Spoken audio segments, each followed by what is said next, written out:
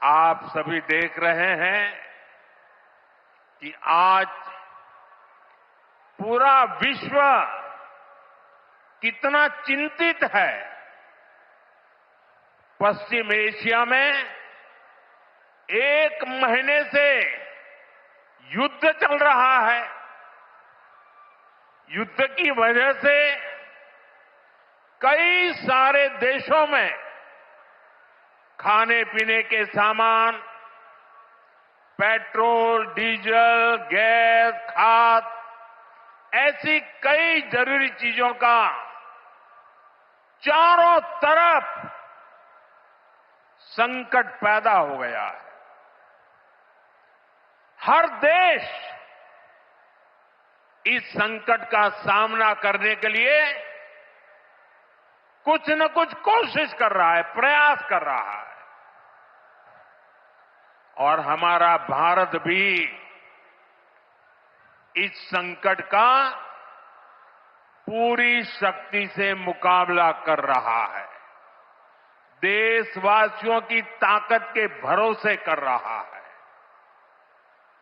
भारत तो बहुत बड़ी मात्रा में कच्चा तेल और गैस, ये जहां युद्ध चल रहा है ना, इस युद्ध से प्रभावित इलाके से मंगाता है। इसलिए सरकार हर वो कदम उठा रही है जिससे सामान्य परिवारों पर, हमारे किसान भाई बहनों पर इस संकट का बोझ न पड़े। साथियों, संकट के इस समय में भी भारत ने अपने तेज विकास को निरंतर जारी रखा है। मैं सिर्फ पश्चिमी उत्तर प्रदेश की ही बात करूं तो पिछले कुछ सप्ताह में ही ये चौथा बड़ा प्रोजेक्ट है जिसका शिलान्यास या लोकार्पण हुआ है। इन कुछ ही सप्ताह में, इस दौरान नोएडा में बहुत बड़ी सेमी कंडक्टर फैक्ट्री का शिलान्यास हुआ।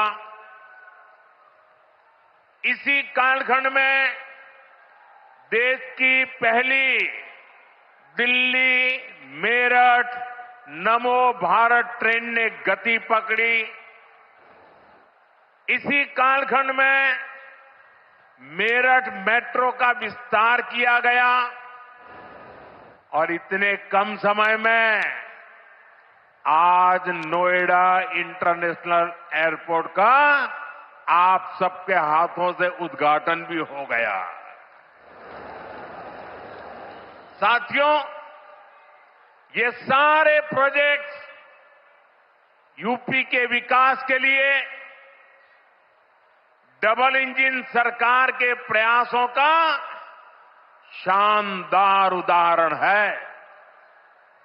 सेमीकंडक्टर फैक्ट्री भारत को टेक्नोलॉजी में आत्मनिर्भर बना रही है।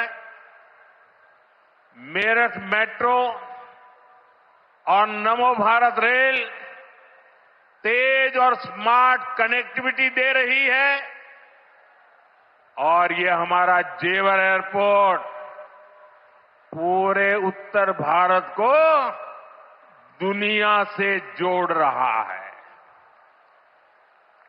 और आपने अभी वीडियो में देखा, ये ऐसा एयरपोर्ट बन रहा है, हर 2 मिनट में एक जहाज उड़ेगा, हर 2 मिनट में एक जहाज उड़ेगा।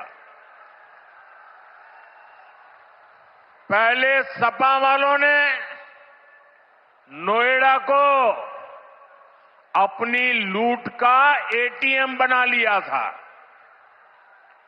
लेकिन आज भाजपा सरकार में वही नोएडा यूपी के विकास का सशक्त इंजन बन रहा है। साथियों, जेवर का ये एयरपोर्ट डबल इंजन सरकार की कार्य संस्कृता भी इस कार्य संस्कृति का भी बहुत अच्छा उदाहरण है। अब आप सोचिए, इस एयरपोर्ट को अटल बिहारी वाजपेयी जी की सरकार ने 2003 में ही फाइल में मंजूरी दे दी थी। 2003 में। आप में से बहुत होंगे जिसका जन्म नहीं हुआ होगा। बहुत वो लोग होंगे जो उस समय 25-30 साल के, 35 साल के हुए होंगे और आज रिटायर्ड की हो गए। लेकिन एयरपोर्ट नहीं बना। लेकिन केंद्र में कांग्रेस और यहां की पहले की सरकारों ने सालों तक इस एयरपोर्ट की नींव तक नहीं पड़ने दी। 2004 से 2014 तक ये एयरपोर्ट फाइलों में ही दबा रहा। जब हमारी सरकार बनी तो यूपी में सपा की सरकार थी। शुरू के 2-3 सालों में सपा वालों ने इस पर काम नहीं होने दिया। लेकिन जैसे ही यहां भाजपा एनडीए की सरकार बनी, दिल्ली में भाजपा एनडीए की सरकार बनी, तो जेवर एयरपोर्ट की नींव भी पड़ी, निर्माण भी हुआ और अब ये शुरू भी हो गया है। साथियों, एयरपोर्ट के अलावा ये क्षेत्र देश के 2 बड़े फ्रेट कॉरिडोर्स का भी हब बन रहा है। ये फ्रेट कॉरिडोर मालगाड़ियों के लिए बिछाई गई स्पेशल पटरियां हैं। इससे उत्तर भारत की बंगाल और गुजरात के समंदर से कनेक्टिविटी बेहतर हो गई है और दादरी वो स्थान है जहां ये दोनों कॉरिडोर्स आपस में मिलते हैं। यानी यहां किसान जो उगाते हैं, यहां उद्योग जो कुछ बनाते हैं, वो जमीन से, हवाई मार्ग से दुनिया के कोने कोने तक तेजी से जा पाएगा। ऐसी मल्टी मॉडल कनेक्टिविटी के कारण यूपी दुनिया भर के निवेशकों के लिए बहुत बड़ा आकर्षण बन रहा है। साथियों, जिस नोएडा को पहले अंधविश्वास के कारण अपने हाल पर छोड़ दिया गया था, साथियों, विकसित भारत बनाने के लिए सबका प्रयास बहुत जरूरी है। ये आवश्यक है कि 140 करोड़ देशवासी कड़े से कड़ा परिश्रम करें और वैश्विक संकटों का एकजुट होकर सामना करें। अभी जो युद्ध चल रहा है, इससे पैदा हुए संकटों का सामना कैसे करना है, इसके बारे में मैंने संसद में भी विस्तार से बताया है। मेरी कल देश के सभी मुख्यमंत्रियों से भी लंबी चर्चा हुई है और बड़ी सकारात्मक चर्चा हुई है।